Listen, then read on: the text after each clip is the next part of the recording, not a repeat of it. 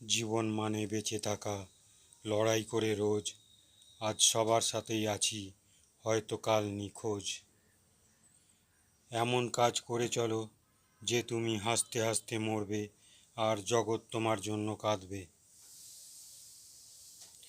দিনের আলোতে এমন কাজ করো না যাতে রাতের ঘুম নষ্ট হয়, আর রাতের অন্ধকারে এমন কাজ করো না যাতে তোমাকে দিনের আলোতে মুখ লুকাতে হয়। কিছু মানুষকে মন থেকে মুছে ফেলেছি, দেখা হবে, কথা হবে, চলাফেরাও হবে, কিন্তু কখনো মনে জায়গা হবে না। বেঈমান কখনো অনুতপ্ত হয় না, স্বার্থপর কখনো কৃতজ্ঞতা স্বীকার করে না, আর সুবিধাবাদী কখনো কারো আপন হয় না। এই শহরে প্রচুর অভাব, কারো শিক্ষার, কারো ভালোবাসার, কারো ভাতের, আবার কারো মনুষ্যত্বের। টাকার অভাবে 7 দিনের বদলে 3 দিনের ঔষধ নিয়ে ফার্মেসি থেকে বাড়ি ফেরা মধ্যবিত্ত বাবার সন্তানটি জানে বাস্তবতা কত কঠিন।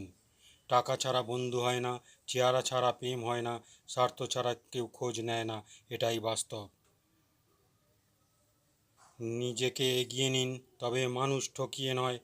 মনে রাখবেন, মানুষের দীর্ঘশ্বাস খুবই ভয়ঙ্কর। যাদের স্বভাব দাস হওয়া, তারা শুধু প্রভু বদলাবে, স্বভাব বদলাবে না। সময়ের মুখোমুখি দাঁড়ালে কেবল টের পাই ভুল জায়গায় নিজেকে কতটুকু খরচ করেছি। যারা খুব জোরে কথা বলে, চিল্লাচিল্লি করে, তারা বিপজ্জনক নয়।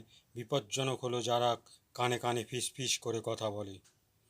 নদী কখনো পাহাড়ের উচ্চতা নিয়ে ভাবে না, শুধু জানে সমুদ্রে পৌঁছাতে হলে ঘুরে যেতে হবে। লক্ষ্য অটুট রাখলে পথ নিচেই তৈরি হয়। রাজার রাজ্য তখনই ধ্বংস হয় যখন রাজার কাছে বিশ্বস্ত সেনাপতির চেয়ে মির্জাফরের কথা বেশি গুরুত্ব পায়। অসুস্থ পৃথিবী একটা, কে কার ক্ষতি করবে, কে কাকে ফাঁসাবে, তার প্রতিযোগিতা সর্বদা চলমান।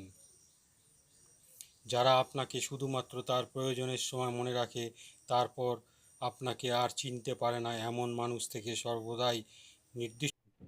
আজ এইটুকুই, এখানেই সমাপ্ত। যদি আপনাদের ভালো লেগে থাকে, লাইক, শেয়ার এবং সাবস্ক্রাইবের মাধ্যমে আমার পাশে থাকবেন। নমস্কার।